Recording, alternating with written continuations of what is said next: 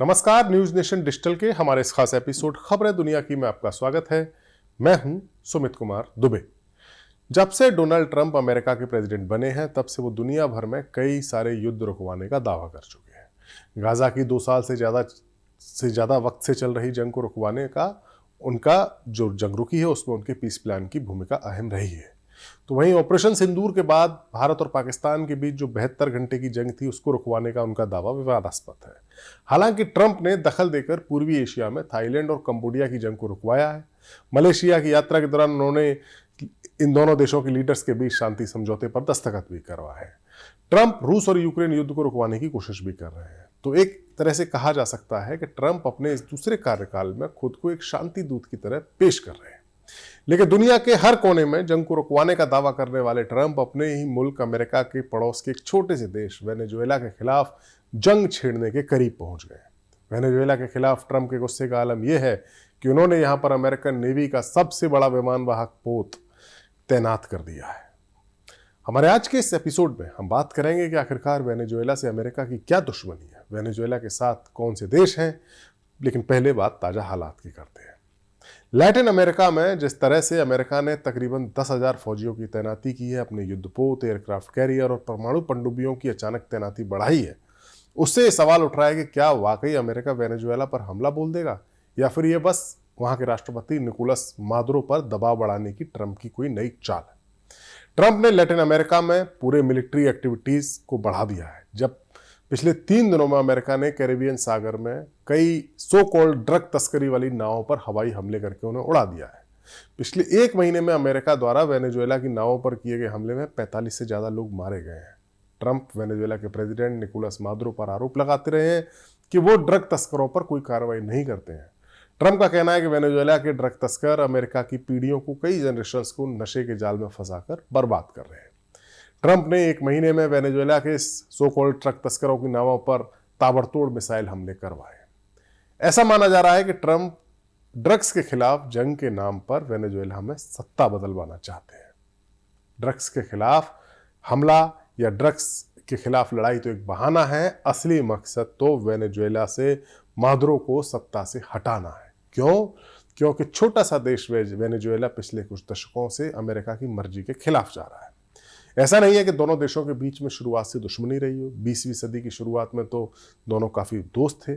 उस समय वेनेजुएला एक गरीब कृषि प्रधान देश था, लेकिन 1920 के दशक में जब वहां पर बड़े पैमाने पर तेल के भंडार मिले, जहां तेल वहां अमेरिका, ये बात याद रखने वाली है। जब वेनेजुएला में तेल के भंडार मिले तो सब कुछ चेंज हो गया। वेनेजुएला के प्रेसिडेंट ने अमेरिकी कंपनियों को वहां तेल का खनन करने के अधिकार दिए। नतीजा यह हुआ कि वेनेजुएला दुनिया का सबसे बड़ा ऑयल प्रोड्यूसर देश बन गया। अमेरिका वेनेजुएला का सबसे बड़ा तेल खरीदार था। यह रिश्ता इतना मजबूत था कि दोनों देशों के बीच आर्थिक राजनीतिक सहयोग भी बढ़ता चला गया। अमेरिका और वेनेजुएला के बीच तनाव की जड़ में तेल ही है। वेनेजुएला के पास 300 अरब बैरल से ज्यादा का तेल है, जो दुनिया का सबसे बड़ा भंडार है। 20वीं सदी में अमेरिकी कंपनियां यहां तेल खोदती रहीं, लेकिन 1990 के दशक में जब तेल की कीमतें गिरी तो वेनेजुएला गरीब हो गया, लोग भूखों मरने लगे। इसी में ह्यूगो चावेज को सत्ता हासिल हो गई। चावेज एक समाजवादी विचारधारा, कम्युनिस्ट विचारधारा के लीडर थे। चावेज ने तेल कंपनियों का नेशनलाइजेशन कर दिया। अमेरिका को नुकसान हुआ। मादुरो चावेज के ही उत्तराधिकारी हैं। वो रूस के साथ हथियार और चीन के साथ, रूस से हथियार लेते हैं, चीन से पैसा लेते हैं, यानी रूस और चीन के साथ उनके ताल्लुक हैं। अमेरिका को लगता है कि चावेज के उत्तराधिकारी मादुरो रूस और चीन को ताकत दे रहे हैं। ह्यूगो चावेज 1998 में राष्ट्रपति का चुनाव जीते थे। वो खुद को एंटी इंपीरियलिस्ट कहते थे। उनकी सरकार ने गरीबी कम करने के लिए सामाजिक कल्याण की योजनाएं शुरू की थी। स्वास्थ्य और शिक्षा सबके लिए सुलभ हुई थी, लेकिन चावेज ने सत्ता को अपने हाथों में सेंटर्ड कर दिया था। डेमोक्रेसी खत्म हो गई थी। मीडिया और विपक्ष पर सेंसरशिप लगाई थी। बड़े उद्योगों का नेशनलाइजेशन कर दिया था। अमेरिका खुलकर वो अमेरिका के खिलाफ बोलते थे। उन्होंने लैटिन अमेरिका यानी साउथ अमेरिका जो है वहां पर अमेरिकी प्रभाव को कम करने की कोशिश भी की थी। चावेज के 14 साल के शासन के दौरान यानी 1998 से 2013 में उनकी मौत तक वेनेजुएला पूरी तरह से बदल गया। वेनेजुएला में गरीबी घटी, लेकिन आर्थिक निर्भरता तेल पर ही रही। अमेरिका के साथ रिश्ते खराब हुए। चावेज ने रूस और चीन जैसे देशों के साथ गठजोड़ बनाया। ये सब कुछ ठीक वैसा ही था जैसा आज मादुरो कर रहे हैं, लेकिन चावेज की पॉपुलैरिटी काफी ज्यादा थी। उनकी मौत के बाद सब बदल गया। 2013 में ह्यूगो चावेज की मौत के बाद उनके उत्तराधिकारी निकोलस मादुरो सत्ता में आए। मादुरो के पास चावेज जैसा पॉपुलर सपोर्ट नहीं था जनता का। वो धीरे धीरे तानाशाही की ओर बढ़े। राजनीति स्वतंत्रताओं को दबाया गया, राजनीतिक स्वतंत्रताओं को, मानवाधिकारों का उल्लंघन किया गया, बहुत ज्यादा मुद्रा छापने के कारण हाइपर इन्फ्लेशन हो गया और अर्थव्यवस्था चरमरा गई।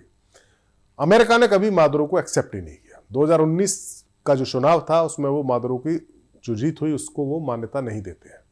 उसी साल के चुनाव में जो विपक्षी लीडर थे जुआन ग्वाइडो, उनको अंतरिम राष्ट्रपति अमेरिका मानता है। मादुरो पर नार्को टेररिज्म का आरोप लगाता है अमेरिका। अमेरिका ने मादुरो की गिरफ्तारी के लिए $50 मिलियन तक का इनाम लगा रखा है, लेकिन मादुरो को सत्ता से अभी तक अमेरिका नहीं हटा पाया है। तो जब मादुरो और पहले ह्यूगो चावेज और उसके बाद मादुरो, इन दो राष्ट्रपतियों के शासनकाल के दौरान वेनेजुएला जो अमेरिका का दोस्त हुआ करता था उसका दुश्मन हो गया। इस दौरान अमेरिका ने क्या किया? वेनेजुएला की जो हालत है, जो खराब हालत है, उसके लिए अमेरिका भी जिम्मेदार है। अमेरिका ने वेनेजुएला पर कई मोर्चों से हमला बोला। सबसे पहले उसने आर्थिक पाबंदियां लगाई, जो अमेरिका अक्सर अपने दुश्मन देशों के खिलाफ करता है। 2017 से उन्होंने तेल कंपनी PDVSA पर सख्ती शुरू की। ये प्रतिबंध इतने कड़े थे कि वेनेजुएला अपने तेल का निर्यात कर ही नहीं पाए। वेनेजुएला के पास दुनिया में सबसे ज्यादा तेल है, लेकिन वो बेच नहीं पाता क्योंकि अमेरिका ने पाबंदी लगा दी है। ठीक वैसे ही जैसे ईरान के पास तेल है, पाबंदियों के चलते बेच नहीं पाता। ठीक वैसे ही जैसे रूस के पास तेल है, लेकिन अमेरिकी पाबंदियों के चलते वो भारत और चीन को उससे खरीदने से रोकने की कोशिश कर रहा है। लेकिन मादुरो अकेले नहीं है, रूस और चीन उनके सहयोगी हैं। चावेज के समय से ही वेनेजुएला ने चीन और रूस जैसे देशों के साथ गठजोड़ किया है। रूस उसको हथियार और आर्थिक मदद देता है। चीन ने अरबों डॉलर का कर्ज दिया, जिसे माफ भी किया। ये दोनों देश यूएन में अमेरिका के प्रस्ताव जो वेनेजुएला के खिलाफ आते हैं उनको वीटो भी कर देते हैं। 2025 में जो घटनाएं हो रही हैं, जहां जो वेनेजुएला की नावों पर अमेरिकी हमले हो रहे हैं, उसमें इन दोनों मुल्कों ने, रशिया और चाइना ने, अमेरिकी आक्रामकता की यूएन में निंदा की है। अब ट्रंप वेनेजुएला में जंग के जरिए रिजीम चेंज यानी सत्ता बदलाव करना चाहते हैं, लेकिन ये आसान नहीं है। 2025 की जो स्थिति है उसमें अमेरिका ने ड्रग तस्करी के बहाने नौसैनिक तैनाती वहां बढ़ा दी है। USS गेरार्ड फोर्ड विमानवाहक पोत जो सबसे बड़ा है, उसको कैरिबियन सी में भेज दिया है और कम से कम 10,000 फौजी 10 जहाजों पर घातक हमले किए हैं। वेनेजुएला के पास रूस और चीन से मिले हुए हथियार है, जैसे S-300 air defence system, Sukhoi 30 jets और एंटीशिप मिसाइल है। अगर अर्बन वारफेयर होता है, यानी शहर में घुसकर युद्ध होता है, तो गुरिल्ला टैक्टिक्स के जरिए अमेरिकी सेना को लंबे समय तक उलझाया जा सकता है, जैसे कोलंबिया में उलझी थी।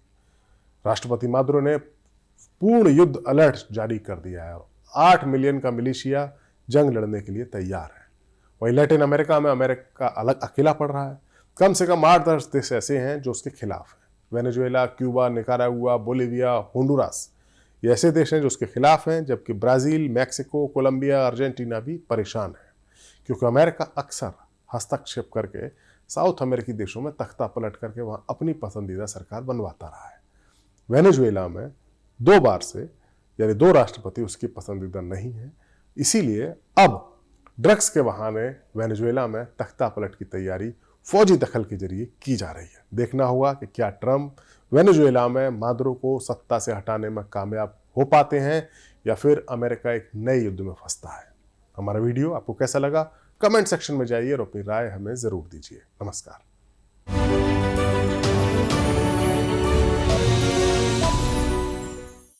जहां भक्ति है हर शब्द में, कथाओं में छुपे हैं दिव्य रहस्य और ज्योतिष देता है जीवन को दिशा। धर्म से जुड़ी हर बातों को जानने के लिए हमारे चैनल स्तुति को सब्सक्राइब करें। चैनल पर जाने के लिए इस लिंक पर क्लिक करें।